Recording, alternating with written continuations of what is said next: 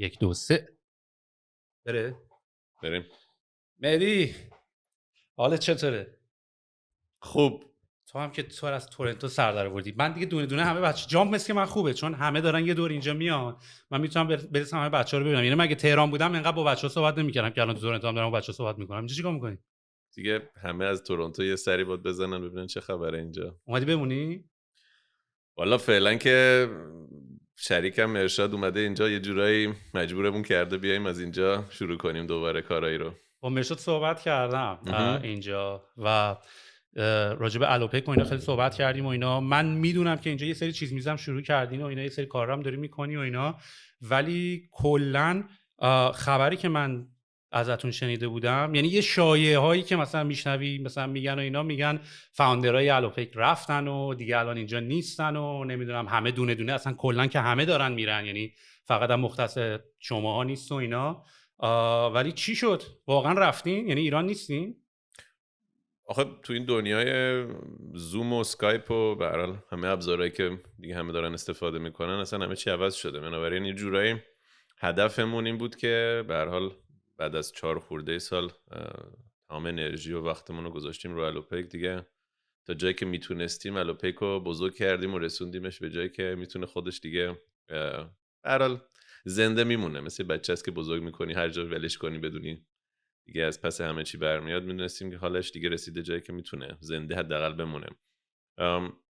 حالا میتونیم امروز یه ذره در مورد داستان الوپک بیشتر حرف بزنیم، شاید روشن‌تر دیگه میشه الان حرف زد. یه ذره وقت گذشته، زمان گذشته، همه یه ذره دیده کلی‌تری داریم به مسئله. ولی آره فعلا دیگه میشه گفت که حداقل من و مرشاد دیگه بیسمون ایران نیست. حالا اینکه برگردیم برنگردیم آیا فعالیت دائمی داریم رو الوپک، نه، ولی به هر حال ما الوپک به عنوان یه شرکتی که توش اکثریت سهم هنوز دست منو الوپک منو ارشاده، بنابراین نمیتونیم مثلا ولش نکنیم. هر روز ما داریم به هر حال با بچه‌ها حرف میزنیم، بچه‌ها هم یه جوری به ما لینکن. هر کدوم از بخشا رو در نظر بگیری، از برنامه نویسی، دیزاین، پروداکت، خود مدیر عامل جدید الوپک، خودمون یه جوری با اینا خب ساختیم الان الوپکو. چه استاتوسی؟ مثلا الان استاتوس تایتل داری؟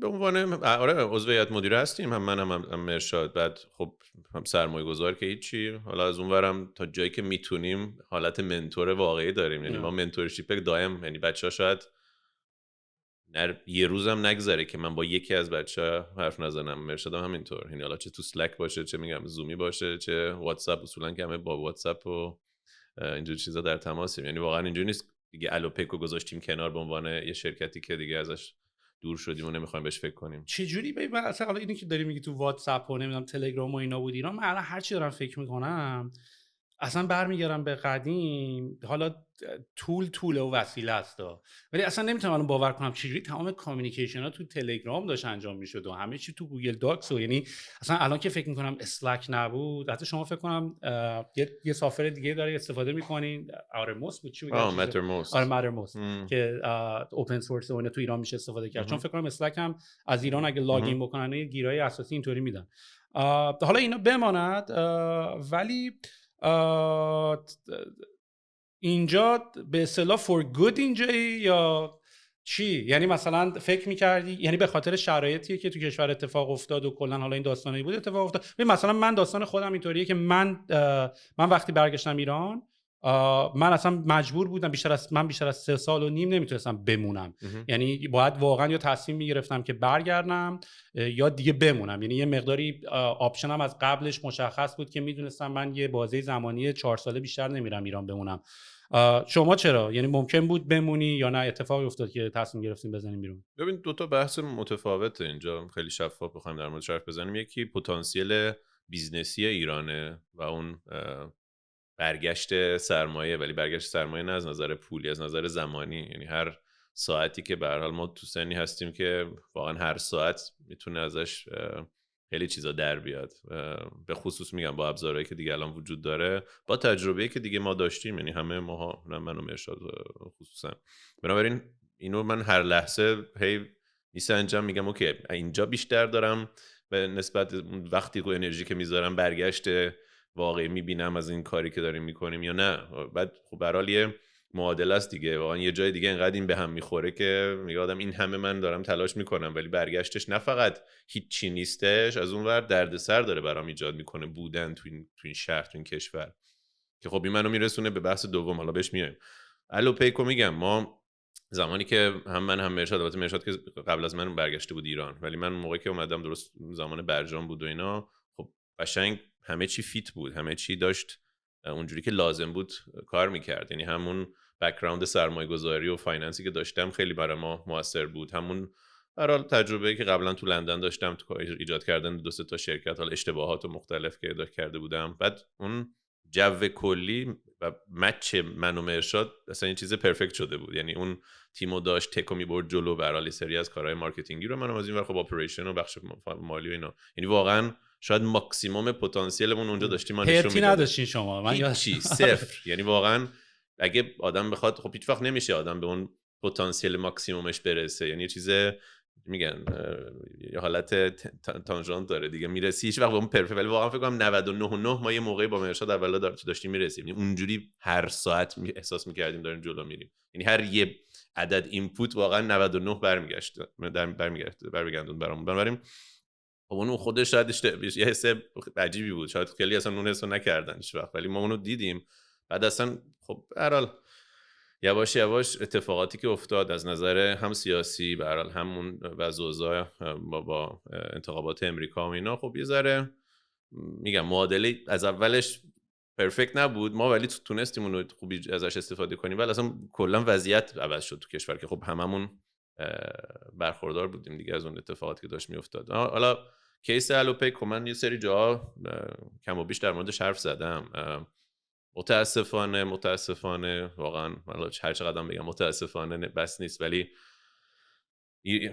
پتانسیل الانم به خصوص من بهش میرسم، یعنی پتانسیل آدما تو ایران واقعا بالاست. یعنی الان ما خودت هم اینجا هستی، از همه جای دنیا تقریبا ما حالا کاری که میکنیم اینجا هم شاید با اول در مورد حرف بزنیم، ولی بالا ما اینجا داریم یه شرکت جدید درست کردیم که حالا تو بخش کلا لوجستیکه، ولی مثلا ربطی به الوپیک اونجوری نداره، ولی از نظر کارمندی و همکارایی که ما اینجا داریم مثلا خیلی دورن از اون پتانسیل و اون تلاشی که بچه‌ها تو ایران می‌کردن برای هم حل کردن موضوعاتی که داشتیم که اونجا فراوون بود، همونطوری که همه میدونن، هم از این ور اون انگیزه پیشرفتی که داشتن.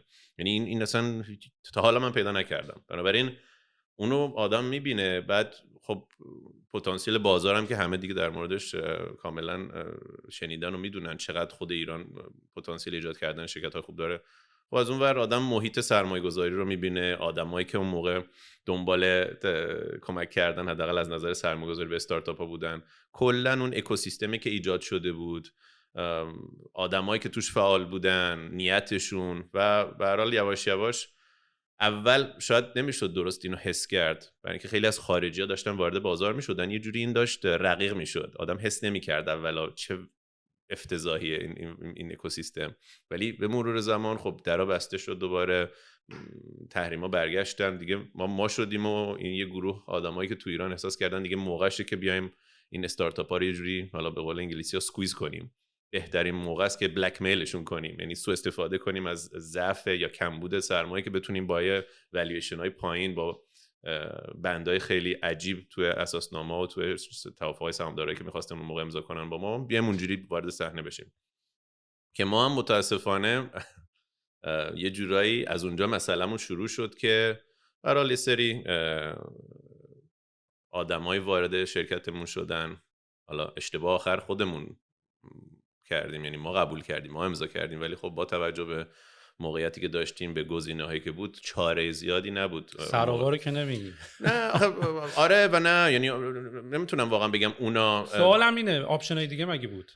نه متاسفانه میگم، یعنی من فکر نکنم نیت سراوا بد بود اصلا و فکر نمی کنم کارشون اشتباه، یعنی واقعا با یه برنامه درست وارد موضوع شدن، ولی وقتی که ساختار، زیر ساخت، حالا اسمش هر چی میخوایم بذاریم، وقتی که چارچوب اشتباهه توی کشور، توی سیستم حکومتی، به هر حال هر چی توش خراب میشه. انگار بگی من توی محوطه زندگی میکنم، یه جای دنیای زندگی میکنم هواش سمیه، حالا تو هر چقدر آدمای سالم بیاری، نمیدونم حیوانای خیلی بزرگ و خوب و گوشت خوب و اینا بیاری، آب از یه جا دیگه بیاری، از یه چشمه پیدا، هر چی رو بیاری اونجا سمی میشه. مثلا نگار بریم من بگم چرنوبیل بریم اونجا دوباره یه شهر بسازیم، هر چقدر بکنی آدما سرطان خیلی میگیرن. هم این ادعا رو دارن تو ایران. یعنی من مثلا با خیلی صحبت میکنم، مثلا حالا به هر دلیلی که مثلا دوست ندارن مهاجرت بکنن اینجوریه که پس یکی باید وایس پاش دیگه، که اونا هم قابل احترامه. ولی همین داستانی که داری میگی، هم مثال چرنوبیل باحاله، هم یه مثالی که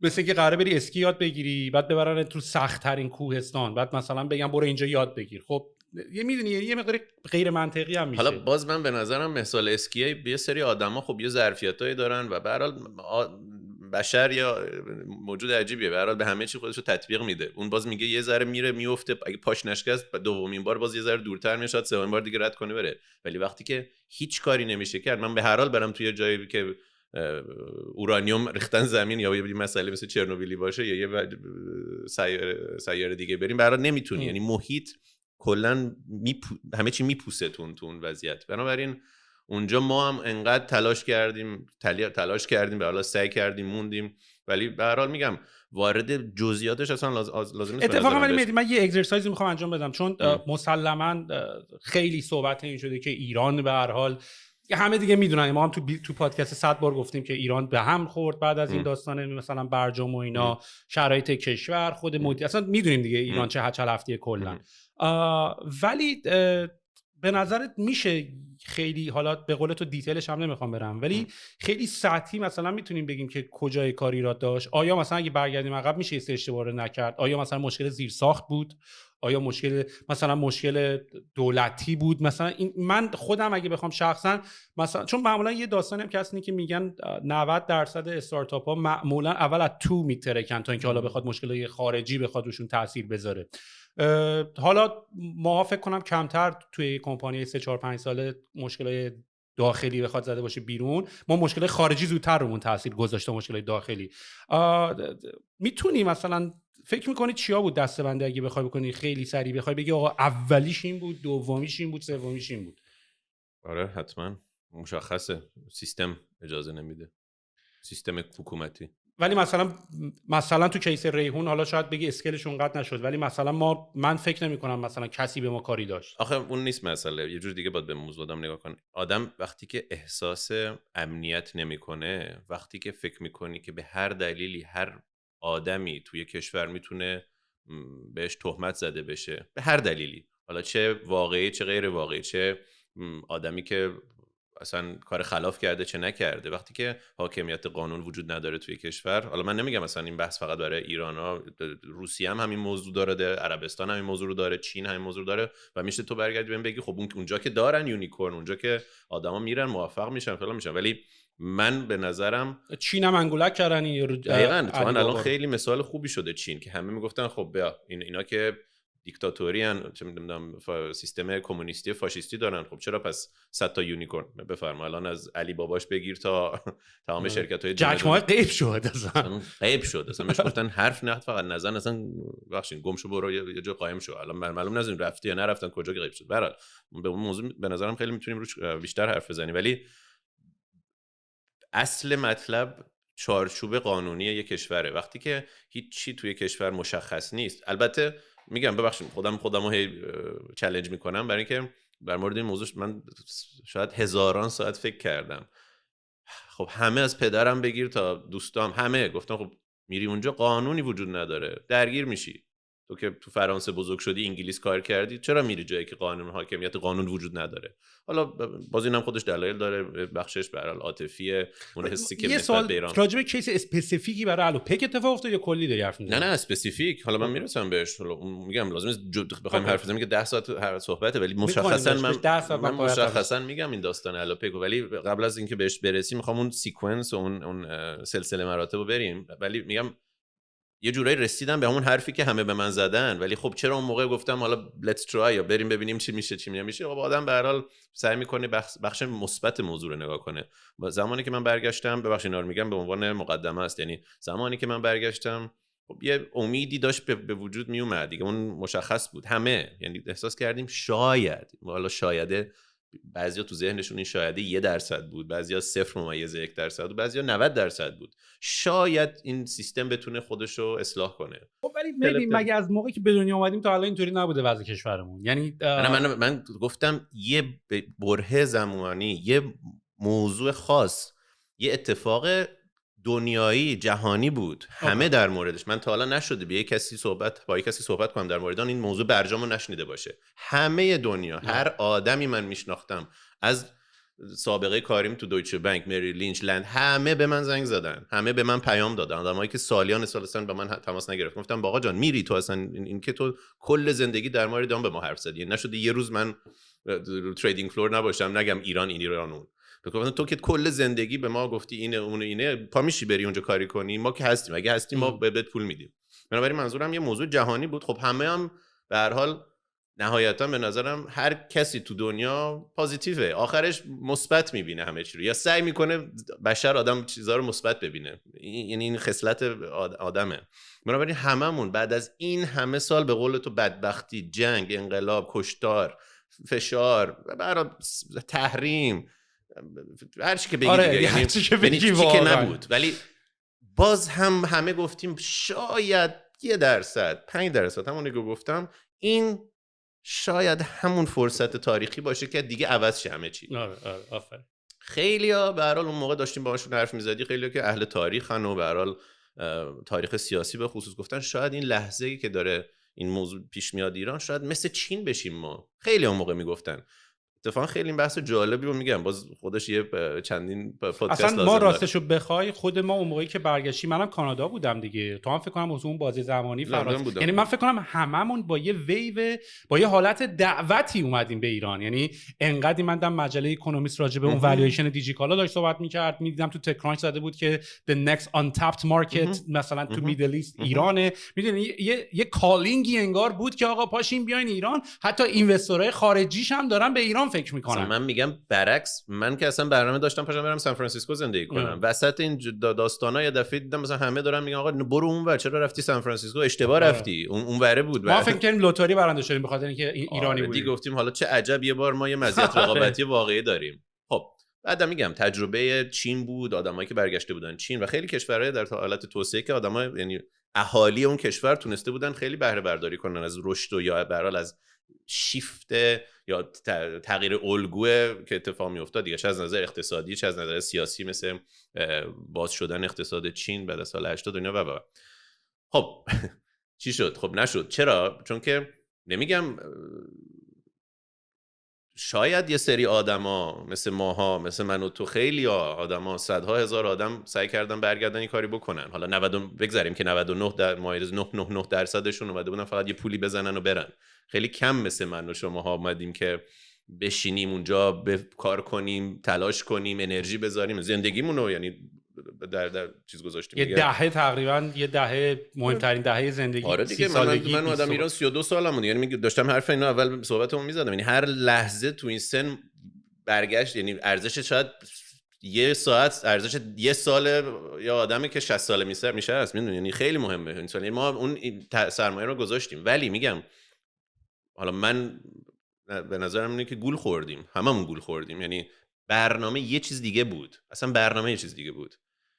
برنامه من حالا اگه بخوام اینجوری خیلی ساده برنامه رو تو میدونی یا کلا مثلا فکر می‌کنی؟ من به عنوان یه احدی که به هر حال علاقه شاید بیشتر از یک شخص عادی به سیاست و دنیای سیاسی و حالا روابط اقتصادی بین الملل، هر چی که اسمشو بذاری، تاریخ، همش بحث تاریخی و اینا برام خیلی مهمه. فامیلی بزرگ شدم که همیشه به هر حال این موضوع مطرح بودن و به هر حال بعد از 4 خورده سال که خیلی فشرده، درسته من ایران بزرگ نشدم، فرانسه بودم، انگلیس بودم، ولی واقعا این تو این 4 سالی که ایران بودم شاید از خیلی ایرانی‌ها بیشتر ایرانی هم شدم، هم با من با هزاران آدم نشستم و جلسه گذاشتم و دیدم و رفتم و اومدم، هم با همه از حکومتی‌ها تا آدمای عادی، از پیک موتوریش من ساعت‌ها باشون حرف می‌زدم تا همکارای الوپیکم که هر روز باشون خوشم میومد در مورد همه چی حرف بزنم، میگم تا به هر حال هر کی قرار بود بیاد با ما یه جلسه داشته باشه. بنابراین حداقل اینو میتونم بگم به عنوان کسی که این تجربیاتو کرده،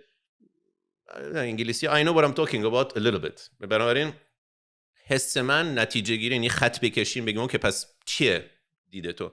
من به نظرم گول خوردیم هممون. وقتی میگی گول خوردیم فقط ما خوردیم یا اون دولت روحانی هم که اون شاید من اصلا دقیقا همینه. من به شما ادعا ندارم که همه تو این حکومت بدم. برعکس به نظرم شاید 70-80% کارمندایی که برای چندین میلیون نفر با این دولت کار میکنن اصلا اتفاقا برعکسه. مثلا ما یه بخشی از الوپیک رو حتما خیلی‌ها شنیدن، الوپست رو انداخته بودیم. خب من 10 جلسه رفتم پست از مدیر عاملش بگیر تا خیلی از کارمندای تو شعبه هاشون و اینا. آذر جهرمی هم براتون توییت کرد. آره حالا اونم که زمانی که راه انداخته بود، ولی منظورم اصلا خیلی‌ها تو اون سازمان آدمای درست و تمیز و خوبی بودن، ولی خب آخه دیگه حرفی نمیتونه اون بزنه. اون باید با he goes with the flow، یعنی باید کارشو بکنه، زندگیشو باید بچرخونه. آره میفهمم، ولی و اصلا اولا که منم یکم الان دیویز ادوکیتم، یعنی منم با تو به هر حال هم عقیده‌ام، یعنی منم همونقدر غور دارم، ولی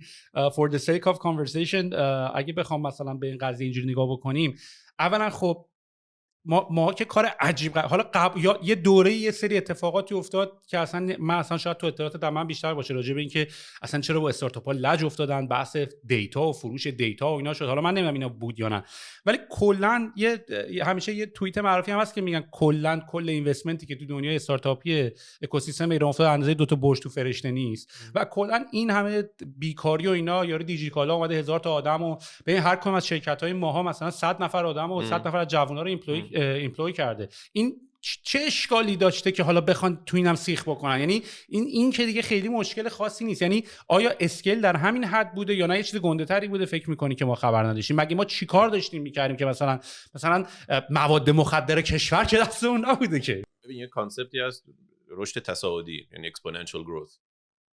اگه ما میتونستیم راحت بدون دردسر توی چارچوب عادی رشد میکنیم، من مطمئنم که دیجیکالا میشد لیدر کل شرق آسیا توی کار ای کامرس.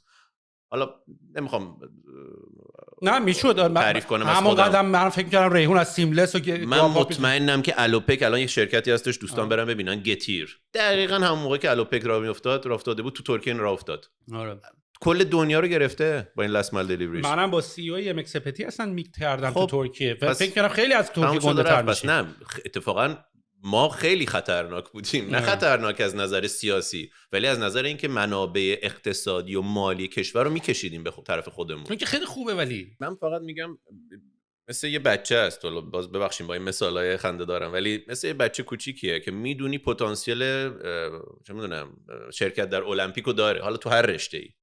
خیلی ساده است. اگه هدف اینه که اینو برسونی به اونجا، خب بهش درست غذا میدی، درست میبریش تمرین کنه، مواظبش هستی که به هر حال شبا خوب بخوابه، صبح درست باشه، تمریناشو انجام بده، نمیدونم دوا بد ندی، غذا بد ندی، دوستای بد دورش نباشن. یعنی هدفت اون باید باشه، پرنسیپت، یعنی اصولت اون باید باشه. اگه نه اینه که میگی اینو من یه جوری باید بکنم که اصلا هیچ وقت نرسه به اون، خب همه کار میکنی که نتونه دیگه. بحثم اینه ما اون بچه بدبخته ایم الان.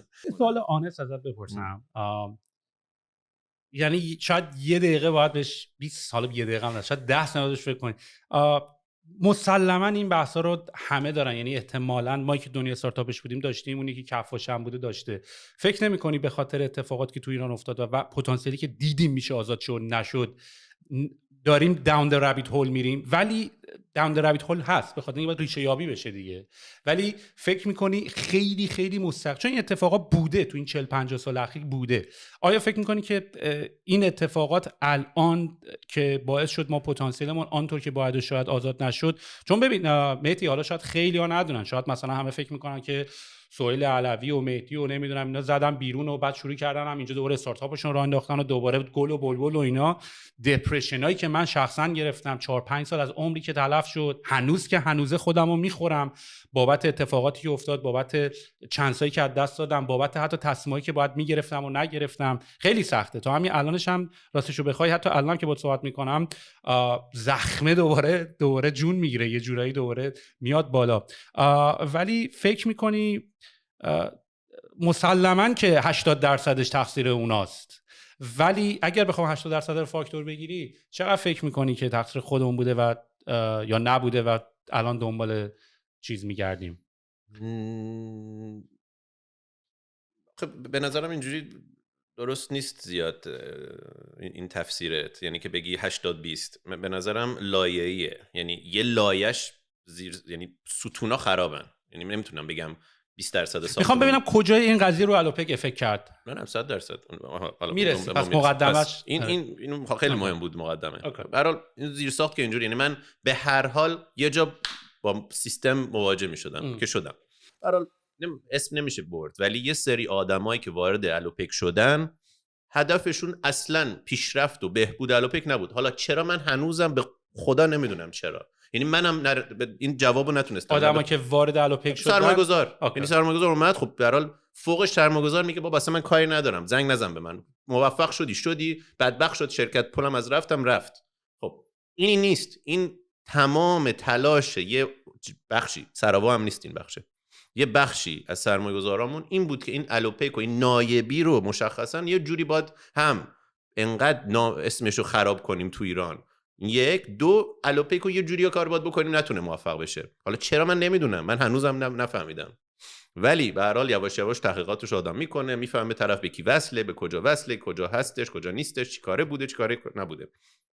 باز اینجا وایستیم. ولی کلا خب مگه ایران همیشه یه سریا کانکشنی بازی و وصلن و خب کانکشنش بهتر هم بود واقعا. مثلا استفیا، چون ببین ما اولش فکر می‌کردیم با بچه‌ها حالا توی یه کامپتیشن هلسی و کلکل هلسی، ولی اونجاش آن هلسی شد که اکسس پول ما قطع شد، اکسس پول اونها قطع نشد. این آن هلتیش اونجاست. یعنی بچه استف خیلی خربرش اونور نداره مثلا. آره مواجه شدیم با این مسئله ببخشید رو.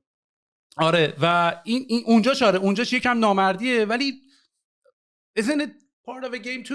میدونی شاید من خیلی دیگه اوپنم، من شاید فاز اوپن. چرا من نمیتونم الان واقعا قضاوت کنم، فقط من حسم اینه که تو این بازی کی میتونه خودشو نرمش بیشتری نشون بده، اینجوری بگم نرمش بیشتری نشون بده به خواسته های یه سری افراد توی سیستمی که هیچ ربطی به اصلا تکنولوژی، فناوری، استارتاپ ندارن، به هر حال به نظرم آخر بازنده است. یه مثال بارز، چطور میشه تا حالا یک شرکتی تو این دو گروه، چقدریم آخه 10 تا شرکتیم ما تو ایران، واقعا بیشتریم، 10 تا شرکتیم که اسممون به هر حال معروف شده یه جورایی، چطور میشه یک دونه شرکت نتونسته وارد بورس بشه؟ چطور میشه همه سیستم شرکتایی که حالا تو هر حوزه‌ای که تو بگی، از فولاد، پتروشیمی، نفت، حالا به قول خودشون نصف نیمه فناوری طور، ولی که مثلا نیستن، ربطی واقعا به سافت ویر ندارن، همشون راحت بدون هیچ سود یا با سود 95% به نظر من کارم به هر حال معامله سهم بود دیگه 10 سال، یعنی تقریبا فکر کنم رده آخر دنیاست بورس تهران از نظر شفافیت ساختاری، یعنی فقط توش خرید و فروش سهم میشه، ولی من اینو به خیلی‌ها گفتم، الان شاید یه سری ناراحت بشه، ولی اینسایدر تریدینگ بهش میگیم، یعنی همه چی قبل از اینکه اصلا اتفاق بیفته همه میدونن و خریدن و فروختن تمام شده. بنابراین چطور میشه این سوال ساده هیچ کس جواب نمیده، یعنی چطور میشه دیجیکالا وارد بورس نشده، چطور میشه تپسی که خدا رو شکر دیگه عملا میتونه به عنوان یه شرکت دولتی در نظر گرفته بشه، همه سرمایه‌گذاراشون یا وابستن یا حکومتی ان، چطور وارد بورس نمیتونه بشه؟ چطور اسنپ نمیتونه وارد بورس بشه؟ هم و بگیر برو، یعنی حداقلش اینه که پس همه کار کردی، همه چیزی که گفتن اجرا کنی کردی، هر جوری گفتن چپ شی راست شی کرد چی این ورشی اون ورشی، چه هنوزم نمیتونی اون به اون نتیجت برسی. شده یه دونه اگزییت حالا اتفاق بیفته تو این اکوسیستم؟ هیچی. خب بنابراین واقعا آدم هی از خودش میپرسه خب که چی آخه چی بشه، چی نهایتا هدف چیه؟ نمیدونم، این هنوز یه موضوع زنده‌ای هستش که باید آدم حالا یادی بیاره فردا بعد این پادکست رو ببینیم مثلا اسلام آی پی او شد. نه من که امیدوارم، میگم ولی همین که سالیان سال گذشته این اتفاق نیفتاده خیلی عجیبه. خب خیلی موضوع عجیبه. ولی حالا آمریکا الان دیگه آی پی او خیلی سریعتر 4-5 سال، ولی 10 سال باید مثلا مگه اسنپ بیشتر از 10 سالشه؟ خب چون بحثی به سال فعالیت نه، ولی منظورم که به نظرت اون قدی، یعنی شاید دوست دارن پرایوت بمونن الان مثلا، میدونی؟ یعنی من نمیگم حرفت غلطه، من میگم شاید فقط هم اون نیست. نه ببین هیچی تو زندگی بلک اور وایت نیست طبیعتاً. آخه من تو رو خیلی بایس دارم میبینم، یعنی مثلا اینجوری که بایس... آقا اینجوری شده که اینجوری من روی یه موضوع خیلی مشخص و شفاف و رک و راست و به هر حال میگم باز این عقیده خودمه، شاید اصلا 5 سال بعد بگین این خنگه اصلا چی میگفت. میگم وقتی که میخوای هر کاری رو توی کشوری انجام بدی باید زیر ساخت بهت اجازه بده. زیر ساخت باز دوباره بلک اور وایت نیست، سیاه سفید نیست. همه کشورها میدونی خاکستری هم وسط دارن، ولی ما طرف بلکشیم، یعنی بلک 90%. من میگم تو این وضعیت مت بلک دقیقاً مثل خیلی از ماشینا تو فرشته، ولی خیلی‌ها به هر حال با این محیط نمیتونن نه بسازن نه میتونن موفق بشن، چون که خیلی از کارهایی که باید انجام بدی که همکاری، سازش، تحمل، هر چی هستش که لازمه بخواد اتفاق بیفته، خب خیلی‌ها نمیکنن. خب تو مگه چند نفر یه اکوسیستمو میسازن تو کشوری مثل ایران؟ مگه فکر کردی تو آلمان، تو ژاپن، تو کره جنوبی، اندونزی چند تا کارآفرین سوئد اسپاتیفای داره بابا مثلا. سوئد، هر جا با فرانسه چند تا فکر میکنی کارآفرین موثر، قابل، انگیزه داره، سرمایه بهش داده شده، ایده خوبه، 10 نفریم 20 نفریم. همیشه این مثال زدم، ما داشتیم یه کاری میکردیم اگه درست پیش میرفت ما اون لوکوموتیوا رو داشتیم درست میکردیم، پشتمون یه دفعه میتونست 500 تا واگن باشه. آره 2 تا اگزیت فقط کافی بود که کلی انجل جدید به وجود بیاد. این جرقه داشت میخورد. یعنی آدم باید قبول کنه که به هر حال حداقل خودم اینجوری میبینم موضوع رو، که به هر حال من رفتم تلاشمو کردم، واقعا انرژیمو گذاشتم. خب چه اتفاقی برات؟ یعنی مثلا الان داری میگی الوپک از اون چیزی که میتونست گنده بشه نشده، چی شد؟ یعنی این اتفاقا حالا چجوری تاثیر گذاشته؟ دیگه خب بحث اول که ما پتانسیل کلی الوپک رو در نظر داشتیم که دیگه وقتی که کشور تحریم شد، همه درا بسته شد، ما دیگه مواجه شدیم میگم با یه گروهی که اصلا نمیخواستیم باشون دیگه هیچ نشستی داشته باشیم، هیچ گفتمانی نداشته باشیم. یعنی دیگه یه گروهی باهاش مواجه شدم که هیچ وقت نمیخواستم باشون همکاری داشته باشم، پس دیگه تمام شد.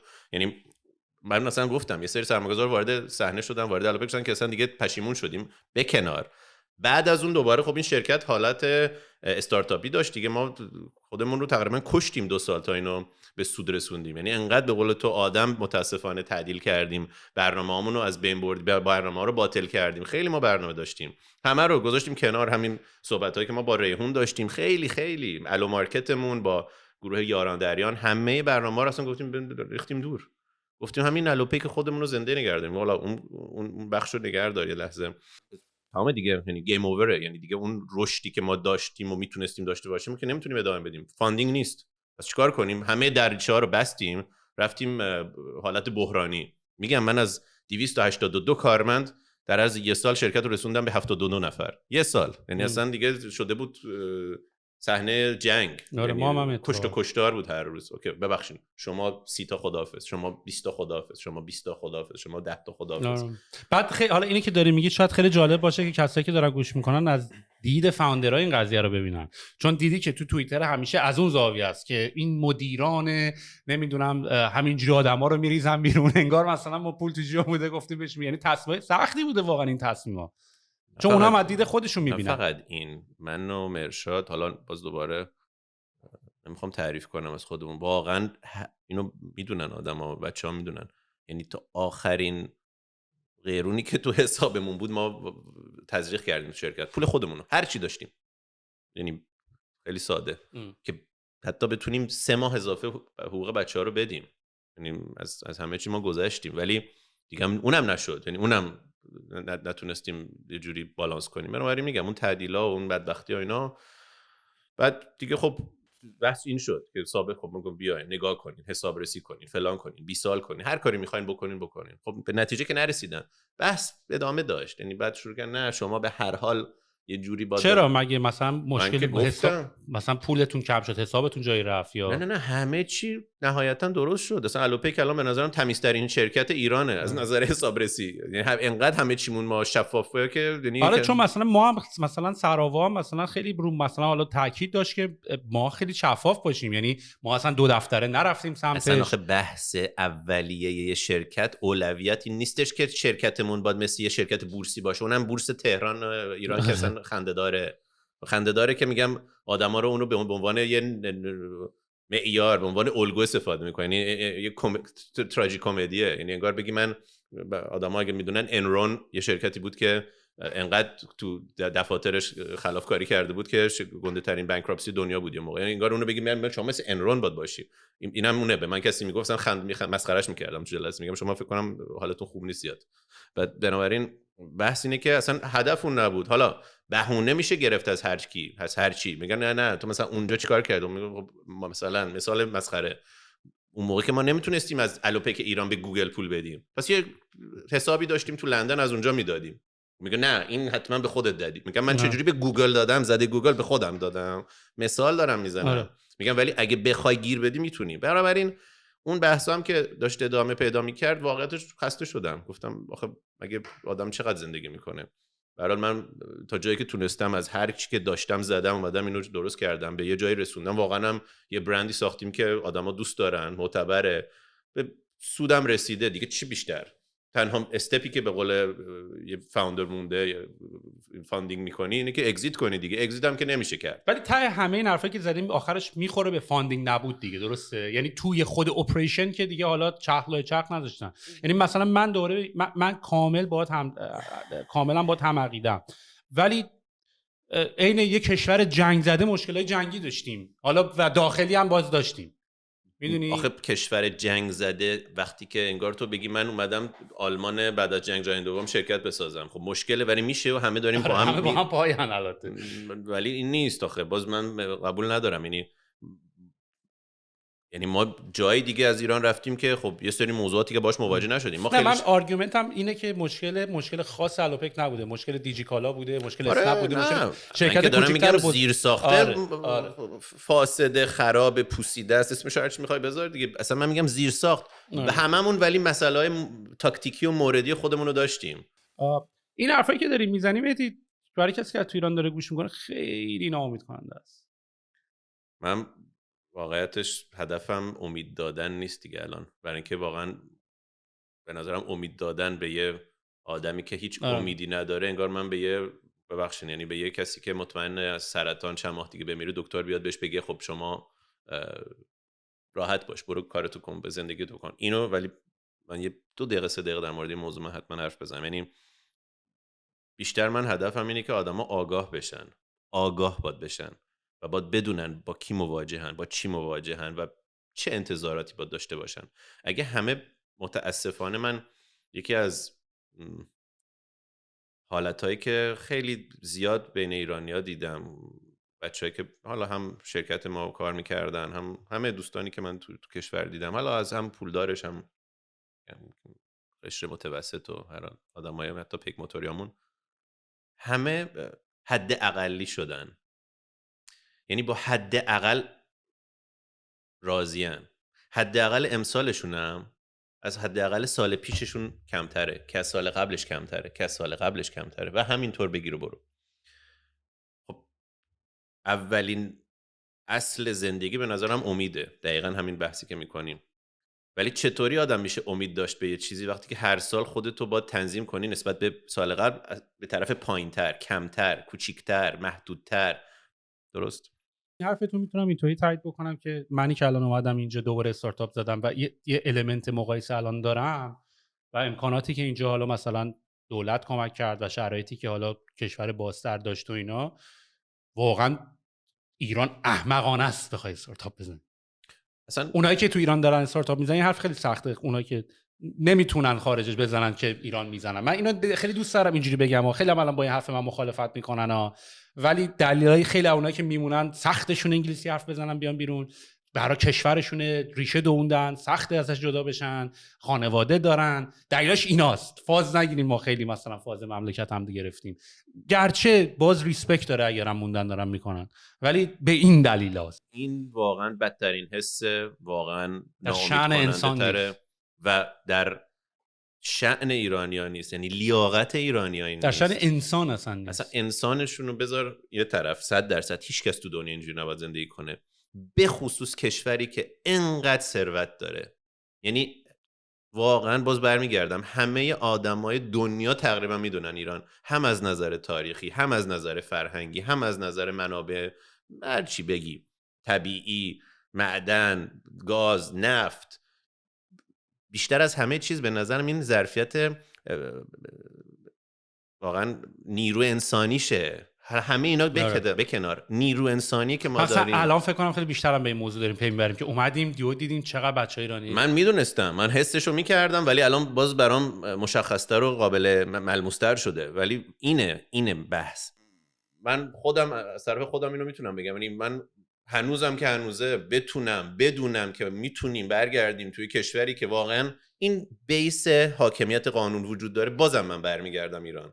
یعنی بحثم اصلا این نیستش که گذاشتم کنار ایران، خداحافظ، کلیدم قفل و بستم و انداختم دور. اصلا این نیست. من میگم شاید روزی 2-3 ساعت. من که اصلا آرگومنتم همیشه همین بوده، گفتم من حتی اگرم قرار باشه برم ایران، من باید بیام علم اینجا رو کسب کنم، باید بیام پول به دست بیارم، نمیتونم دوره خوش اصلا بیام. این دفعه حتی بیشتر ما اینجا باید موفق بشیم، انقدر اگزیت خوب داشته باشیم که این دفعه خودمون بریم، خودمون میتونیم به همه کمک کنیم. بعد این دفعه با تجربه که اون همه ما تو ایران کسب کردیم، یعنی واقعا من میگم اکوسیستم ساختن چیزی نداره، یعنی واقعا در عرض اینم باز بگم بچه داریم به ویسی‌های آینده ایران گوش می‌کنیم. 100%. بحث اینه، میگم یعنی زمینش وجود داره، خیلی ساده، انگار یه زمین خیلی خیلی فرتایله، تو هر چی بکاری در میاد 100 متر میره بالا. ایران اونه.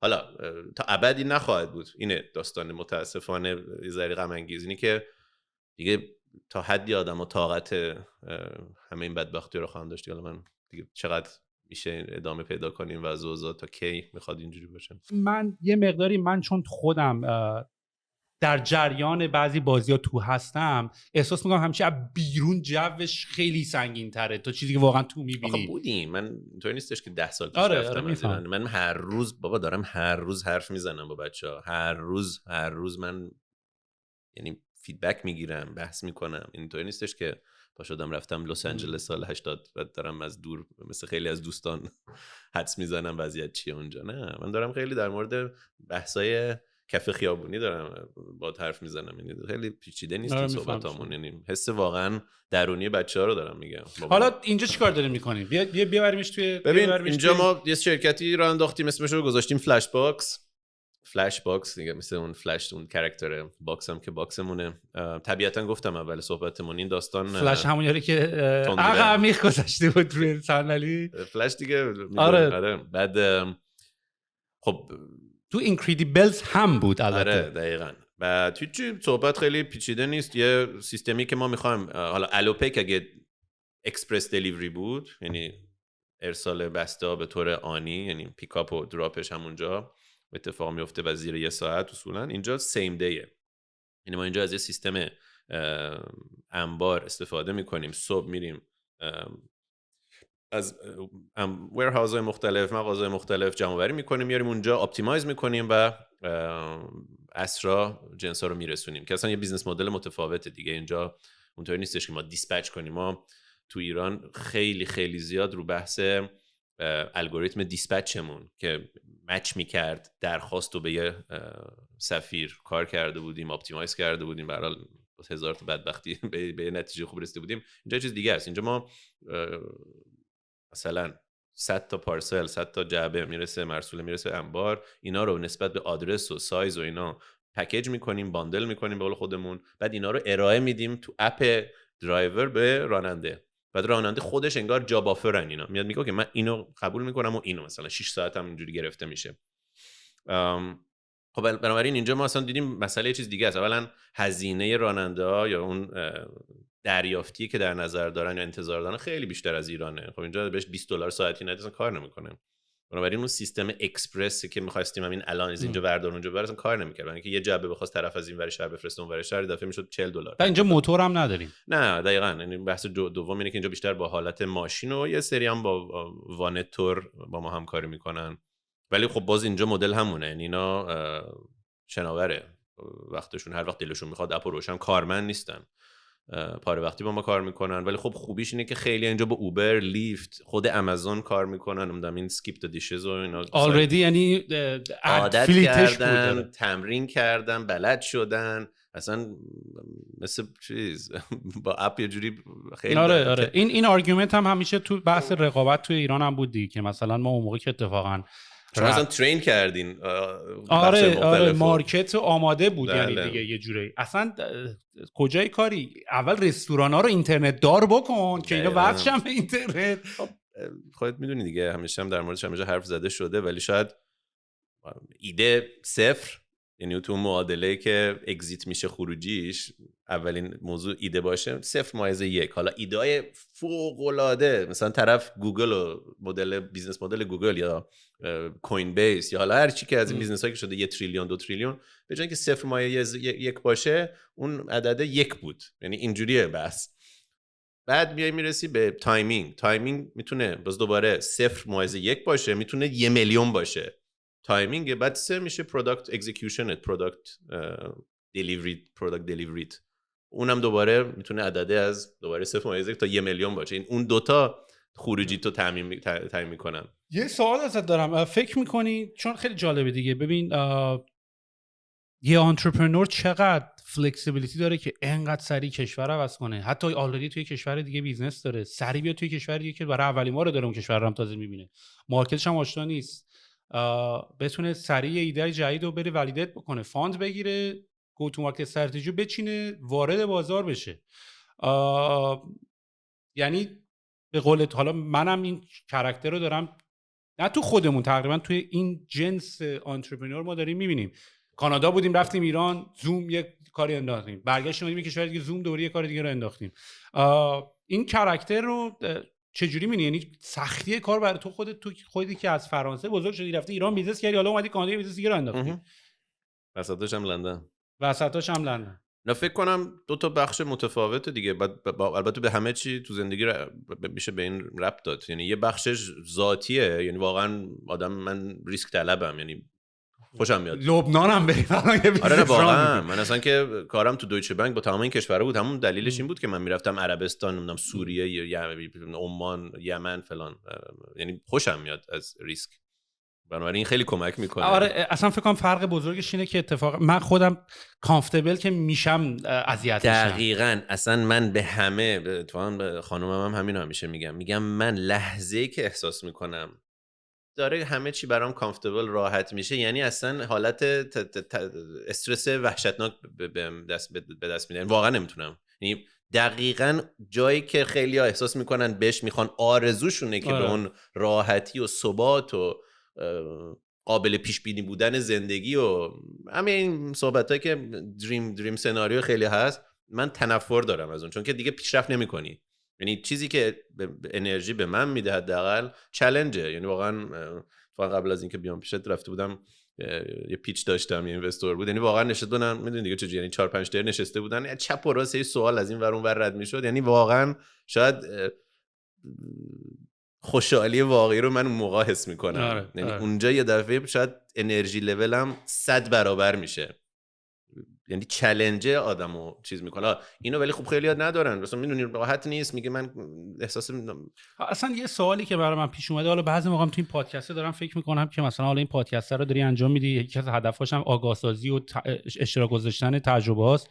یعنی یک دلیلی که من دارم این کارا رو میکنم راستش بخوای یه حالت یه وظیفه‌ای هم میدونم، چون خودم شروع کردم از این همه پادکست و اینا یاد گرفتن، احساس یه وظیفه‌ای هم میکنم. یعنی یه جورایی نمیدونم یه سیخی تونه که باید این کارا رو انجام بدیم، ولی از یه طرفی هم احساس میکنم که یکی از دلایلی که مثلا میشه کشور رو رشدش و داد و اینا همین کار رو انجام دادنه.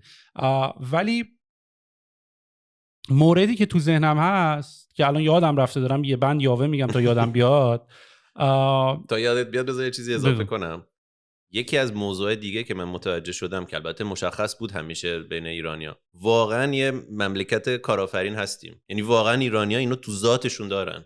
یعنی ببین دیگه هر جای دنیا میری ایرانی‌ها جزو آدمایی هستن که بیزنس‌های موفق ساختن چون که تو ذاتمونه. حالا این موضوع تاریخیه دیگه، همیشه به هر حال اصلا کلا ایمیگرانت هم آره، ولی به خصوص ایرانی‌ها. حالا میگم ما فقط نمیگم، ما هندی‌ها هم هستن یا اسرائیلی‌ها هم هستن، ولی واقعا ایرانی‌ها هم این ژن رو دارن، یعنی میتونن خوشفکرن دقیقاً، یعنی اون سوراخ رو پیدا میکنن که چون بیزنس چیه، تو باید خوشفکرن، با سختی هم اوکی ان، فرصت‌ها رو پیدا میکنن میرن، یعنی اوکی ان با این موضوع. ولی اینو برگردم بگم، یعنی بحث نه فقط ذات طرفه، درسته از اول مشخصه یکی ریسک طلبه یکی نیست، از بچگی مشخصه این موضوع، شاید عادت هم هست، یعنی یه بار این کارو میکنی یعنی یه بار انگار بیفتی توی حوض، میدونی یخ سوراخ روشنه رو اون حس رو اون لمس میکنی آدم معتاد میشه بهش. یعنی اینکه داری میسازی، اینکه یه چیزی رو حس هیچی تبدیل میکنی به یه واقعیت، ببین همش فروشه، یعنی نهایتا هر چی تو زندگی باز دوباره فروشه، ولی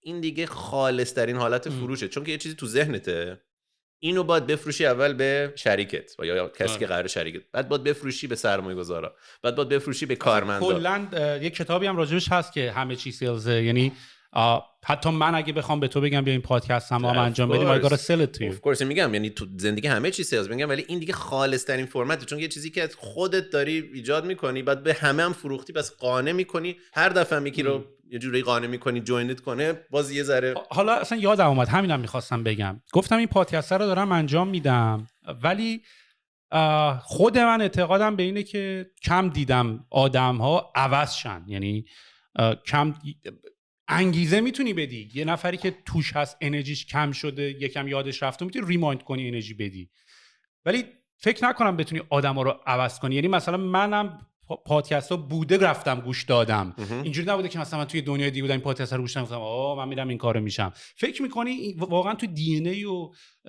توی ذات آدماست و کسی مثلا میتونه با گوش دادن به اینا عوض شه؟ یعنی مثلا یعنی کسی که کارآفرین اصلا نمیخواست بشه آره مثلا تو این مایا آره به نظرم آره، ولی به نظرم اون چارچوبی که محیطی که توش بزرگ شدیم واقعا خیلی موثره. اینم باز من در مورد خودم توضیح بدم، میذاره شاید جالب باشه، یه جا حرف زدیم ولی شاید انقدر دقیق نگفتم. من ایران به دنیا اومدم، خب خیلی زندگی راحتی داشتیم. من هم پدر بزرگا یعنی یه عملا 4 طبقه، ما خونمون درست پلوی میدون ونک بود، واقعا دیگه خیلی راحت، یعنی هر چی بگی بود.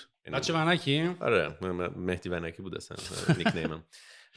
واقعا راحت. بعد یه دفعه حالا به دلایل دوباره یه سری موضوعاتی که اون موقع داشتیم تو ایران، یه روز پا شدیم رفتیم، واقعا یه روز تهران بودیم فرداش پاریس، از صفر ساختیم دوباره زندگیمون رو دیگه. یعنی پدر مادرم، من که کاری نبودم، یعنی ولی همین موضوعی که از یه جایی که واقعا برام همیشه حافظه، اون خاطره که از ایران داشتم، یه جایی بود آفتابی، گرم، همه خوب، همه مهربون، فامیل، خاله، عمه، عمو، هر کی که بگی، آشپز فلان، واقعا یعنی همیشه من یه به خصوص محبت گرفتی، لاف گرفتی. ولی پاریس رسیدم دقیقاً روزی که من 3 سال و نیمم بود، ولی به خدا رو یادمه روزی که وارد فرودگاه پاریس اورلی شدیم، یه روز سرد زمستونی بارونی، اون آسمون خاکستری که داری، پس نمیفهمیدم این چرا از اونجا اومدیم اینجا. منم خورد تو ذوقم اومدم دقیقاً. بعد رفتیم توی آپارتمان 40 متری، یعنی من هر طبقه اون خونه ما 400 متر بود، واقعا 45 متر خونه بود،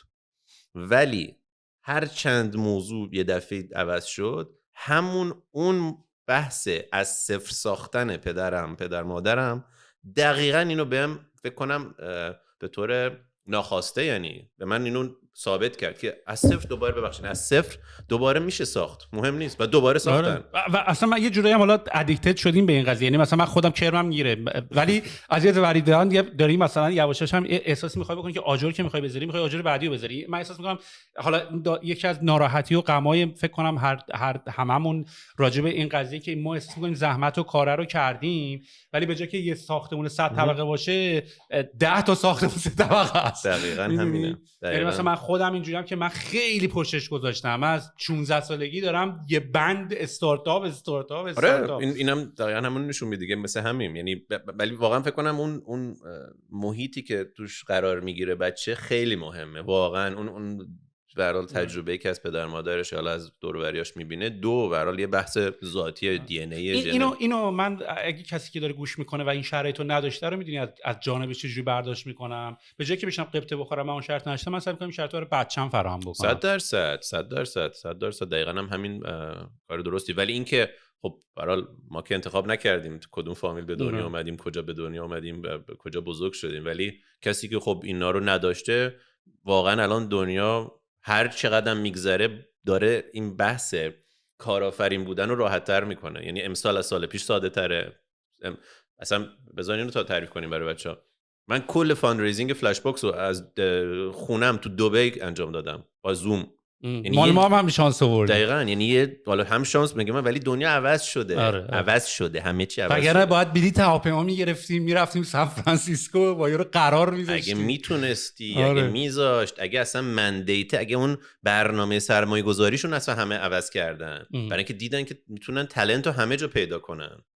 بنابراین منظورم بهونه این که نه بابا مثلا من فلان جام یا فلان 20 سال جام، نه اون وجود نداره.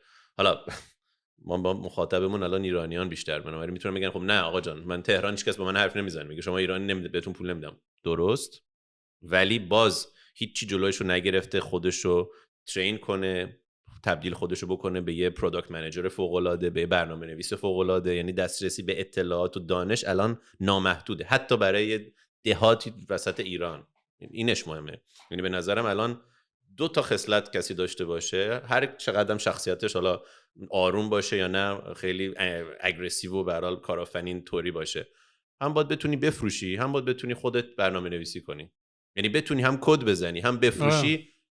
یعنی بهش untouchable 99% تو این قرن پولدار میشه. ما توی کجا بود؟ توی نه پادکست تیم فریس بود، نمیدونم کی بود، همین حرف میزد. میگفت اگه بتونی یا همین ناوال میگفت اگه بتونی بسازی و بفروشی untouchable. of course درستم هست دیگه، منطقیه. یعنی دیگه چیزی کم نداری، چون که الان بحث اصلا نیستش که آیا من میتونم تنها یه بیزنس فلان قدری بسازم. نه، تو باید بتونی همین پروداکت مارکت فیت اولیه، همین تست کنی داتو. برای تست کردن هم فقط اینو لازم داری که بتونی یه ذره بفروشی. خیلی حالا میرم خیلی فکر به من مثلا مسیج میزنن، مثلا به من مسیج میزنن سلام به تیم طبقه 16. فکر من یه تیمی که پادکست رو ران میکنه، فکر نش یه خودم دارم میسازم، خودم دارم ریسرچ میکنم، خودم دارم ریلیز میکنم، خودم دارم حرف میزنم، خودم تموم شد و رفت. دقیقاً واقعا هم همینه. حالا یه کتابی هستش حتما هست الان ایران ترجمهش، حالا یا کسانی که انگلیسی حرف میزنن من واقعا بهشون پیشنهاد میکنم اینو بخونم. مستقیما ربطی نداره اصلا به داستان ما، ولی اسمش هست Atomic Habits. من خوندمش. آره جیمز کلیر، واقعا اونم یه کلا جیمز کلیر آدم باحالیه، چون راجع فایننس هم به بچه‌ها از شروع میکنه، بچگی چجوری فایننس وارد دی اتمیک هابیتس افته. بعد چرا اینو میگم؟ دلیل داره، چون که باز دوباره این میگه ببین همه میگن نه مثلا من تیپم مثلا استارتاپی نیست، یا من اصلا تیپم کارآفرینی نیست، یا من مثلا غذای خوب نمیخورم، یا من ورزشی نیستم، ورزشکار نیست. نه، این همه به خودت تحمیل کردی، تبدیل خودتو کردی به آدمی که آره هیچی به خودت نباید بنظر. تمام شد. آره لیمیت نباید بکنی خودت.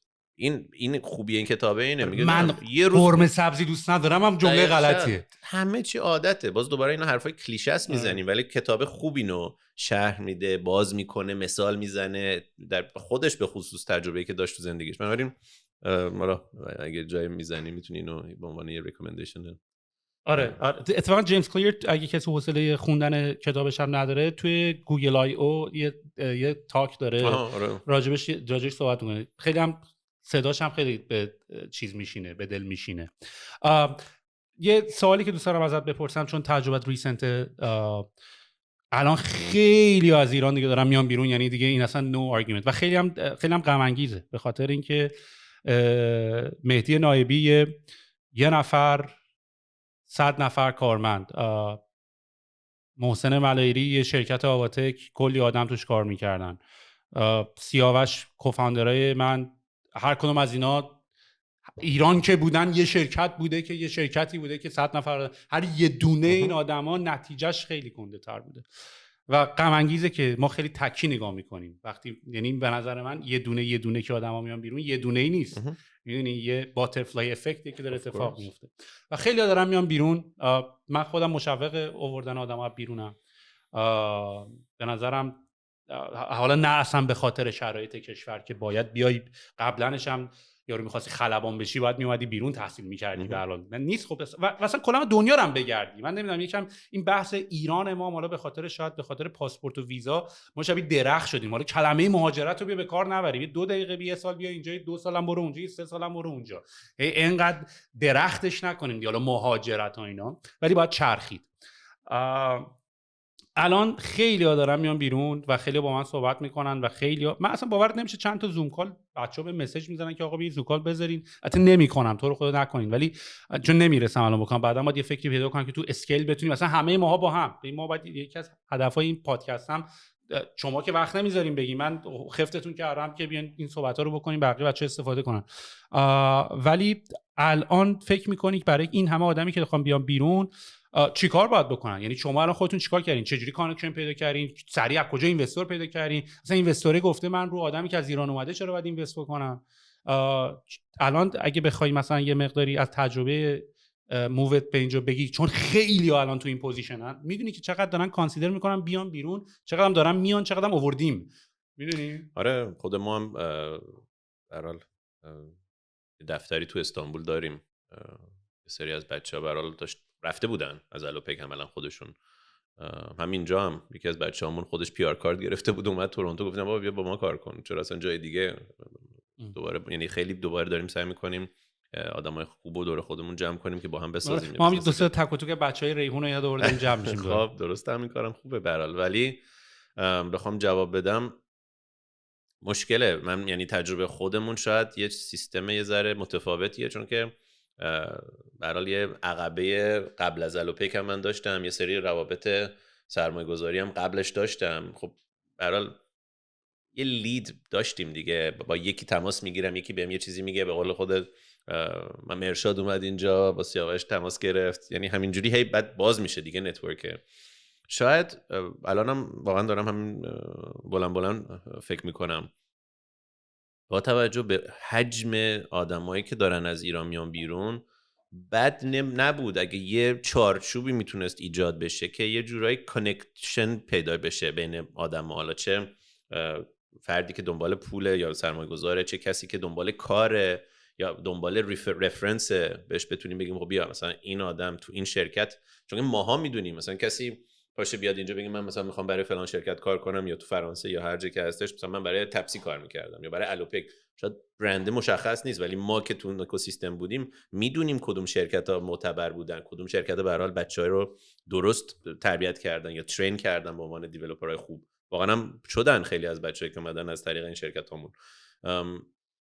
الان یه خلا وجود داره، یعنی نیستین، یعنی واقعا انگار میان و داستان چیز شده. من این صحبت‌های بچه‌ها رو میشنوم که میگم پاش با میشه آقا، مثلا میگم آقای نایبی ما پاشیم بیایم ببینیم حالا چیه استانبول چیکار کنیم، میگم آقا بیا اونجا چیکار کنی، یه دفعه میگه نه ما همینجوری میزنیم میام حالا اونجا کاری میکنیم. داستان اسکارفیس شده، کوبایی‌ها پا میشدن همینجوری. آره این فلکسیبیلیتی بچه‌ها که اصلا آقا مهم نیست، ما هر چی داریم میدیم میایم. داستان کوبایی‌ها شده تو فلوریدا سال 60 70. میگم اوکی خوبه، این دیگه اوج ریسک طلبیه، ولی برای یه برنامه هم داشته باشین. همین که مثلا توصیه که کردم، یعنی میدادم این که خودتون رو ترین کنین روی یه موضوع خاص. مثلا یکی از آدمایی که با ما کار میکرد که خب خیلی رابطه نزدیکی با هم داره، بهش گفتم ببین این کورسا رو یودمی براش فرستادم و دوش کار این 2-3 تا کتاب از 0 تا 100ش اکسپرت بشو. پروداکت منیجمنت رو از 0 تا 100 انگلیسی حفظ شو که هر کسی ازت سوال کرد بگو میدونی همین کورسو کردم، همین کتابو خوندم، اون کتابو خوندم، اصلا کیس استادیام ایناست، اینا رو آماده کردم. خب طبیعتا یه دفعه طرف، و مهمترین موضوع اگه من اینجا قراره، حالا ببخشید به عنوان یه منتور اگه به من نگاه کنن آدما، انگلیسیشون رو فلوئنت کنن. این که اصلا من از روز اول هی دارم میگم من اصلا یک دلیلی که این کار رو نکردم مثلا برم من از مراجع فارسی را شغل لزوما خوشم نمیاد، نه به خاطر اینکه کلمه فارسی بده، مرجع فارسی یعنی اینکه تو انگلیسی بلد نیستی و از این و من از کار ترجمه خیلی خوشم نمیاد، میدونی. ولی مهمترین موضوع برای کسی که دیگه تصمیم گرفته یا فرصتش رو داره یا واقعا انگیزه مهاجرت رو داره، آماده است، انگلیسی باید فول باشه، باید فول باشه. یعنی واقعا مثل همون قدری که ویزا مهمه این یا پاسپورت خارجی مهمه، این انگلیسی مهمه. بعد تخصص ایجاد کنین روی یه موضوعی. اگه تجربه کاری دارین تو اون حوزه برای یکی از این شرکت‌های برات تا حدی معتبر چه بهتر، ولی بازم اون کافی نیست. یعنی باید بهشون نشون بدین که من اکسپرتم تو این موضوع، مهارت دارم. حالا هر کدوم از موضوعی که میدونیم که حالا پروژکت منیجمنت، پروداکت منیجمنت، برنامه نویسی، فروشه، هر چی هستش، مارکتینگ. ما یه خانومی رو همین تو ایران مرشاد پیدا کرد، تمام شد. ما بهش گفتیم آفر دادیم، داره میاد ترکیه برامون کار کنه. واقعا کیفیت کارش خوبه، ولی چرا؟ انگلیسیش خوبه، کارشو بلده، انگیزه داره. واقعا هم من دیگه اصلا اینترویو بچه‌ای که از ایران مثلا دوست دارم بیان جوین ترایب بشن که دارن، یعنی برنامه، چون ما الان یه مقدارم پرایورتایز کردیم به خاطر همون هفت صحبتایی که نشستیم چند شب پیشم با هم زدیم، یه مقداری هم تایم زون و من یه مقداری دیگه واقعا دوست دارم بغل بچه‌ها باشم، یعنی دوست دارم بچه‌ها تورنتو باشن. واسه همین دیگه خیلی سعی می‌کنیم از ایران و اینا به قضیه اصلا نگاه نکنیم که اونایی که حتی دارن میان مگر اینکه تورنتو باشن. درسته. و کلا هم LMIA و اینا دیگه تموم شد دیگه، یه لیمیتی هم هر شرکت داره برای اینکه بتونه آدم بیاره.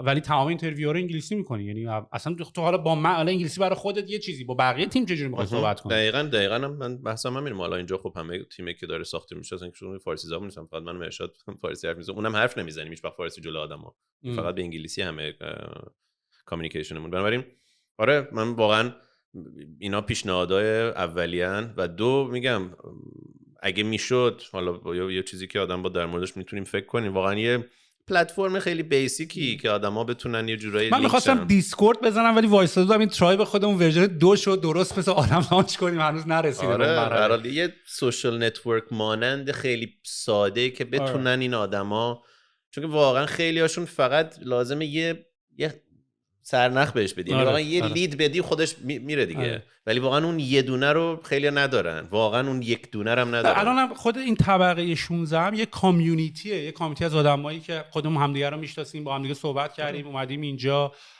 باید یه همچین کاری رو حتما ولی واقعا به نظرم ماها میتونیم اینو ایجاد کنیم، یعنی واقعا که هیچ کس دیگه نیست. یعنی میدونی من خوب میشناسم، بدکی نمیشناسم اینجوری بگم، اون نسل اولیه ایرانیایی که رفتن الان دیگه خیلی موفق شدن سیلیکون ولی، اون رابطهشون با ایران دیگه قوی نیست به حد کافی، بریده شده. اون حسو شاید دیگه ندارن، اون روابطو ندارن اونی که ما داریم، بنابراین نمیتونن واقعا کمک کنن. علاوه بر این که میترسن بابا هر چین حرف ایران میشه میگن نه ما اصلا با ایران هیچ کاری نداریم چون که تحریم و فلان. ما اونو نداریم، میتونیم. ما اونو نداریم ولی ما رو هم آخر اذیت میکنن. نه منظورم انگار تو بگی هر کی مثلا از فلان کشوری نمیخوام، نه باید برداری شروع کنی اون دیگه نجات پرستی که نمیخوایم بکنیم. ما میگیم اوکی شرکت ایران باشه نمیتونیم کارو بکنیم، طرف ایران باشه هیچ کاری الان نمیتونیم بکنیم، میتونیم کمک کنیم براش یه سری کتاب و فلان، این کاری که من مثلا میکنم با بچه‌ها دیگه. ولی بتونی خودتو برسونی بیرون ایران، اونجا دیگه میتونیم خیلی کارا بکنیم، چون دیگه ایران نیست. کسی نگفته که تو با ایرانی جماعت نمیتونی همکاری کنی یا کمک کنی یا برنامه داشته باشی، این فرق داره. بنابراین اونجاست که یه چارچوبی میتونه ایجاد بشه. یه چند تا سوال ازت دارم.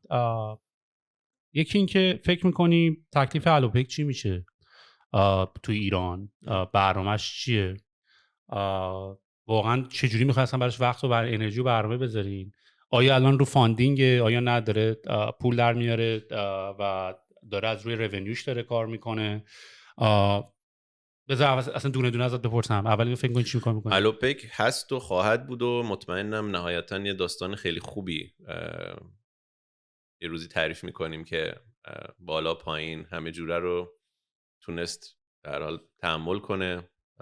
مثلا آینده فلیتو تو ایران چجوری میبینی؟ یعنی فکر میکنی همین الوپک موتوری یا نه میبینی که مثلا شاید یه مقداری هم حتی نه ایران هم دقیقاً همون کاری که اینجا ما داریم میکنیم سیم دوی، و اونجا به نظرم مهمترین پیشرفتی که میتونه الوپک داشته باشه اینه که واقعا تبدیل بشه به شرکت لوجستیک به تمام معنا. یعنی واقعا بتونیم تو کار لوجستیک قوی شیم و من برنامه اصلی مران حداقل میگم به عنوان هیئت مدیره، منتور، استراتژیک ادوایزر اسمشو بخوای بذاری که من سعی میکنم کمک کنم بچه‌ها، اینه اولویت اولمونه که الوپک رو ببریم طرف لوجستیک و این خودش میتونه یه دفعه الوپک رو اصلا از این رو به اون رو بکنه. یعنی سوالتو بخوام جواب بدم، الوپک الان سوددهه 2.5 سال مثلا از سال 2017 به این ور، از یعنی 97 به این ور اصلا تزریقی نشده تو الوپک. یعنی یه 2 تا راوند داشتیم واقعا تمام شد. یعنی واقعا الوپک کاری که تونست بکنه کمتر شرکتی تو دنیا تو این حوزه به خصوص که میلیاردی فاندینگ ریز میکنن و میسوزونن.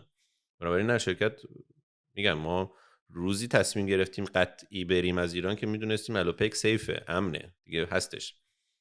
آیندهش هم واقعا متاسفانه گره خورده به خیلی از چیزایی که دیگه دست ما نیست که دیگه مفصل امروز در موردش حرف زدیم. یعنی ولی اگه آفر اکوزیشن داشته باشین you would consider it for آره sure. آره چرا که نه. ببین همه چی به هر حال everything is on the table. دوستان بهشون میگیم انگلیسی حرف بزن، ما هم میذاریم انگلیسی حرف بزنیم اینجا. واقعا نه همه گزینه‌ها قابل حداقل در نظر گرفتنن. حالا کی چه جوری با چه فکر می‌کنیم اولا رقیب برین رقیبتون اسنپ باکس و اینا آره یا فقط واقعاش اسنپ باکس مونده. ما هم دقیقاً به همین دلیل باید بریم خیلی بیشتر تو دل لوجستیکی، میدونی، یعنی ما باید بیشتر شبیه تیپاکس و اینجور چیزا بشیم، نه تو بخش گوجک مدل گوجکی اسنپ. فکر میکنید باز اینا همه بحثایی که دوستانم از نظر مثلا صحبت دیگه مثلا فکر میکنی اکوزیشن با اسنپ مثلا میتونه خیلی مطرح شد با همون اصلا صحبت کردن چند بار تا حالا هیچ وقت آره این بحث اکوزیشن تو ایران اصلا کلا ما ایرانی‌ها تو دیل کردن با هم دیگه خیلی دو تا مسئله، بورس نباشه وارد بورس نشی خیلی مشکله. تو بتونی این M&A را بندازی باید اون ارز سهم و بتونی لیکوید کنی مرجر دیگه باید لیکوید باشه. بنابراین چرا؟ چون من اصلا فرضاً اسنپ اومد گفت الوپک بیا مال من، اصلا هر چقدر من چیکار کنم سهم اسنپو؟ آره ما از این جیب میذارم رو اون جیب. ما هم اتفاق افتاد دیگه، مثلا ما هم وقتی ریحون چیلیور مرج شدن اینجوری دیدیم که خب چیکار کنیم. آره بنابراین دوباره مسئله ساختاری برگشتیم بهش. این دوباره میبینی لوپ کردیم. پس آره میشه، ولی کی؟ آره کش بیاد بگه بیا اینقدر، چرا که نه. ولی باز دوباره متاسفانه نحوه ارزش گذاری رو استارتاپ ها تو ایران یه چیز تقریبا خرابه دیگه. یعنی بلد نیستن واقعا ارزش گذاری کنن. یعنی چیزی که هر جای دنیا مثلا 10 تو ایران میگن ارزشش 0.5. پس آخه چرا؟ چون ایرانه. آخه چرا؟ برای اینکه ایران کشور کجاست، یه جای دیگه جهان. یعنی میفهمی منظورم؟ یعنی هیچ وقت به نتیجه من نرسیدم. ولی با پست و اینا اصلا بحث ندارین، یعنی مثلا اصلا سنخیتی هم نداریم. اونا یه کار دیگه دارن میکنن، شما دارین یه کار دیگه دارین میکنن. داستان یه چیز دیگه است، اصلا صحبت یه چیز دیگه است. بنابراین میگم آینده الوپک یک برنامه خودمون که داریم اجرا میکنیم، بچه‌ها دارن کارشون رو واقعا خوب میکنن. برای یه برند با ارزشی شده، یعنی حداقل اینو میتونم بگم. برند حس خوبی به آدم میده. حالا نمیدونم مارکتینگشه، نمیدونم چرا، رنگشه، اسمشه. آره منم ارشادی. آره آفرین. راست نیست آخه واقعا فاوندرها فیس کمپانی اند. آره و اینجا آمار داری بهمون بدی چقدر ریسک کردین، چیکار دارین میکنین، برنامه‌تون اینجا چیه؟ میمونین نمیمونین؟ آره. ببین اینجا و یه مقایسه از اول الوپک و اول فلاش. آفرین. خب ببین بذار با آخرین بخش سوالت شروع کنم. خیلی شبیه اول وضعیتی که الان ما داریم تجربه میکنیم با اوایل الوپک. یعنی همون حالا اسمشو بذاریم رشد تصاعدی که تجربه کرده بودیم تو الوپک ایران، همینجا داره اتفاق میفته. برای خیلی این حس خوبیه، یعنی خیلی انرژی میده به آدم این موضوع دیگه. همین بحث امید و پیشرفت، امروز بهتر از دیروز و دیروز بهتر از پیروز. فاندینگ هم آره هولوش چیز سیکرت زیاد نیست. $1 میلیون تقریبا معادل $1 میلیون امریکایی ما ریز کردیم دیگه. حالا پری سید اسمشو گذاشتین یا سید؟ مهم نیست، اسم نذاشتم راستش. هم گفتیم برای شروع تو استارت اینو گرفتیم. ولی خب طبیعتاً با توجه به رشدی که الان داریم میبینیم فکر کنم خیلی سریع باید بریم برای راوند بعدی که خب حالا 4 ماه دیگه 3 ماه دیگه قبل از شاید سال نو میلادی اینو انجام بدیم تمام بشه بره، که نیفتیم دوباره تو تعطیلات جنوری و دوباره همه چی آروم شه. آیندهش هم ببین برنامه واقعی که الان میتونم بگم نوشتم و حداقل دارم نشون میدم به آدما اینه که ما بازار اینجا رو کنترل کنیم. اینجا منظورم تورنتو نه کانادا است. من با کانادا کشور 5000 کیلومتر از این ور به اون ورش انگار یه قاره دیگه است، ولی تورنتو رو به عنوان بزرگترین شهر کانادا کنترلش رو به عهده بگیریم، یعنی با بازارش رو بتونیم خیلی بیشتر. رقیبم داری؟ آره خیلی هستم. ولی بازارش خیلی بزرگه. اینجا بحث سفارش آنلاین مثلا چیز وحشتناکه. شاپیفای و مثلا بتونی وندورش بشی. آره البته اونا که خودشون نیستن، ولی با خیلی از فروشگاه هایی که از ابزار شاپیفای استفاده میکنن این الان داریم کار میکنیم. بعد امریکا، کامرام امریکا، یعنی استریت. آره ما هم الان آخرش هر کاری میکنی به امریکا ختم میشه. اصلا هم کلمه امریکا رو حذف کنید. فری مارکت. آره بحث اصلا اسکیل فرق میکنه. اسکیل فرق میکنه. من که فرانسه بودم میگم انگلیس واقعا این دهات اونجا نسبت به همه جای دنیا به نسبت آخه برای اینکه اونجا یه شهر دارن پاریس، اون یه شهر داره لندن، اینجا یه شهر داره تورنتو. امریکا نیویورک رو داره، فیلادلفیا رو داره، جمعیت کالیفرنیا از کل کانادا بیشتره. تمام شده رفت. شیکاگو رو داره، دیترویت رو داره، سیاتل رو داره، سان فرانسیسکو رو داره، الی رو داره، سان دیگو رو داره، میامی رو داره، هیوستن رو داره، فینیکس رو داره، دالاس رو داره. اصلا یعنی هر کدوم از اینا اقتصادش سایز یک کشوره. 50 میلیون نفرن دیگه. بعد میگم بابا یه تکساس از نصف اروپا اقتصادش بزرگتره. بنابراین خب اگه آدم بتونه، اگه هم از نظر واقعا قابلیت اجرایی اسمشو بذاریم دیگه، یعنی اون اپریشن رو بتونیم هندل کنیم، قابلیت ذهنی و برنامه نویسی و 3 دسترسی به فاندینگ رو داشته باشیم، چرا که نه؟ ما مگه چی کم داریم؟ من همیشه اینو میگم. میدونی یه چیز خیلی مهمم بگم اضافه کنم، اون بحثی میگفتیم کی کارآفرین میتونه بشه، کی نمیتونه بشه. واقعا این اعتماد به نفس خیلی مهمه به نظرم. یعنی شاید اینم یکی از خصلت‌های دیگه است آدمایی که موفق میشن. یعنی خیلی اوقات تو زندگیم آدما منو میدیدن، از بچگی دارم میگم، ما میگن این پرروه کیه، چرا اینقدر پرروه مثلا اینو، ولی یعنی پررویی رو اشتباه میگرفتم با اعتماد به نفس. میگم نه خب میتونم، بذاری من اینو انجام میدم. نه آخه پررویی تو ایران بی‌ادبن. آها اوکی. آخه نه من اینو دارم مثلا تو انگلیس و تو فرانسه و اینا مثلا شروع کرده بودم کارمو تو دویچه بانک. خب میگم اینم میکنم، اینم بدین من انجام میدم. میگم فکر کردی من کی هستی بچه 20 آداسیتی، جرأت. آره تمام شد. بنابراین ولی اونو نداشته باشی که نمیتونی. مهمترین قانونی که من والا نمیدونم کی گفت، کی کجا خوندم، کجا شنیدم، اینه که تو خودت تارگت تو خیلی بالا نذاری، خب هیچ وقتی نمیتونی بگی من به اونجا پس برسم. اگه پایین بذاری خب مکس میرسی به همون تارگتت. بنابراین باید بگی که آره یعنی ما چی کم داریم نسبت به شاپیفای فاوندرها، نسبت به فاوندرهای استرایپ چی کم داریم؟ نه اصلا کم داریم که هیچ. من نگاه میکنم یه چیزی اصلا همون یعنی آدمای عجیب غریب که نیستن. ایده خوب داشتن، تایمینگشون درست بود، موقعیتشون درست بود، پول بهشون داده شد، بعد خب تمام شد. یعنی اینم شاید مهمترین درسه برای همه. یعنی نو لیمیت، واقعا نو من از لیمیتس. آره و واسه همینه که خستم نمیشیم دیگه. آره. یعنی یکی دلیلش اینه که چون میدونیم میشه است. یعنی این یکی دلیل این حالا مثلا داستانه کلیشه‌ای که میگن هر چقدر میخوری زمین دوباره باید پاشی، اینم به خاطر این نیست که مثلا همینطوری دیگه تو هم اسکلی هی میخوری زمین پا میشی. اینم به خاطر اینکه آقا دیدی شدن میشه. دقیقاً همین. و خیلی از همین مثلا اگه داستان معروف این که مثلا انگری برز نمیدونم بازی چندمشونه که این اتفاق افتاده، یا حتی همین کمپانی گنده مثل مارک زاکربرگ فیسبوک یا حتی بیل گیتس هم کمپانی 1 و 2 شون نبوده. بابا همشون 10 بار خوردن زمین قبلش. همین اوبر، همین نتفلیکس برام بارزترین مثال، بهترین مثاله. طرف 10-20 سال نمیدونم 15 سال اون شب داشتم گوش میدم یکی از پادکست ها مال ریت هافمنه، ماسترز اف اسکیل. اصلا طرف میگه من 15 سال اصلا درست بلد نبودم منیج کنم، بالاخره رسیدم به این ایده نتفلیکس که اولا مثلا داشت دیویدی میفرستاد با پست، بعد میگه کلی زج که الان که اصلا ولی واقعا الان آدم میبینه اونو. اصلا speaking of failure، اینکه این آدما فیل شدن. حالا یه پادکست دیگه هم از How I Built This مال گایدر. بعد اونم خیلی خنده است. یه گیمی هست که من خیلی خورم و خیلی وقت خیلی سال بازی میکنم، لیگ آف لژندز مال رایت گیمز، که الان رایت گیمز اصلا دیگه شرکت نیست، کمپسه. یعنی مثلا تو کمپس رایت گیمز مثلا مثل الکترونیک آرتس و اینا هم همینطورین دیگه. گوش کنین حتما، خودت هم برو گوش کن. 2 نفر بزرگترین گیم موبایل مالتی پلییر آنلاین گیم دنیا رو ساختن.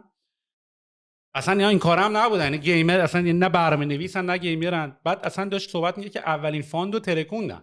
اولین فاندو با اشتباه کردن آدمای هایر و اینا ترکوندن، پول رفت، دوباره فاند ریز کردن، دوباره از اول تلاش کردن بسازن. آره. و بزرگترین گیم دنیا رو هم ساختن. اصلا برنامه‌نویس نیست. داستانای فاند ریزینگ رو بخوام بگم، امروز این اینوستوری که دیده بودم این چند نفر، خب اصولا منم سعی میکنم برعکس ازشون سوال کنم. میگم خب شما کجا این فاند جدید ریس کردین، چقدر ریس کردین، بک ال پی هاتون که ال پی برای آدمایی که نمیدونن سرمایه‌گذارای فاندن، نمیدونم چند تا پورتفولیوتون چند تا شرکت توش هست، سپرد میکنین بتتون رو یا نه، دنبال یه دونه لیدین و بالا یه یونیکورن بشه بقیه. من سوال میگم بعد گفتم چه تیپی کارآفرینا بیشتر تو پورتفولیوتون دارین؟ گفت ما اصلا یکی از قانونای اولیه‌مون اینه که سکند تایم فاوندر بک میکنیم، مثلا فرست تایم فاوندر هیچ وقت بک نمیکنیم. آره واقعا مهمه. That's the best idea. گفتم منم یه روزی بخوام وی سی بشم، البته آدم نمیشه بگه همیشه، ولی مگر اینکه واقعا دیگه یه کیس از یه جایی اومده که آدم باور نکردین باشه، حتما این سکند تایم پختگی خاصی اصلا پیدا می‌کنی. آره عالی مهدی، دمت گرم، مرسی لذت بردیم و یه ساعت و دیگه خیلی زیاد حرف زدیم. من پادکستم همیشه 1 ساعت و نیم است و اینا، و واقعا هم اگه از حوصله بقیه خارج نباشه، حالا من دوست دارم حالا باز دیگه می‌بینیمت دیگه. آره من که دیگه هستم و تمام. حالا این تورنتو خیلی جای جالبی داره میشه، یعنی من یکم احساس یه تهران جدیدی هم این ور داره وجود میاد. مثل اون حالا تاریخ میگم باز میخونم زیاد، مثل زمانی مثلا از شوروی خیلی از آدما پا میشدن میرفتن وین، اونجا خیلی از آلمانیا پا شدن رفتن نیویورک و اینا، نمیدونم خیلی از من میدونم دیگه. آره انگار مثلا یه جزیره است، آره یه فرودگاه اول باید بیای اینجا، یه سر اینجا باید بزنی بعد ولی واقعا بخوام روی یه چند جمله تمام کنیم، من به نظرم یکی از کارهایی که واقعا لازمه ماها بکنیم که شانس اینو داشتیم که دسترسی داشتیم به یه سری آدما، به سرمایه‌گذار، برای دیده بودیم دنیا رو. ما بچه‌های خودمون رو می‌بینم مثلا اولین بارشون اومدن از ایران بیرون، خیلی مشکله واقعا اینو یه جوری باید پس بدیم به، حالا نمیدونم چه جوری، ولی حالا اصلا دنبال کلمه سوشال ریسپانسیبیلیتی نیستم. همونطوری که ما خودمون از این پادکست‌ها و اینا یاد گرفتیم، دقیقاً آره خودمونم باید یه جوری پی بک بکنیم. حالا من نمیدونم چرا دارم این کارو میکنم تو بیانست. به نظرم واقعا هم کمک میکنه خودش آدم پخته تر بشه. آره من خودم یعنی یه موقعیتیه که خودم بیشتر فکر بکنم، بتونم بیشتر با شماها چیل بکنم، میدونی. دقیقاً آره اصلا یه خودخواهی هم توشه، حالا ملت فکر نکنم من دارم رو بقیه میکنم این کارو. اصلا دمت گرم مهدی، خیلی حال کردم، مرسی. بازم دوباره میبینیم.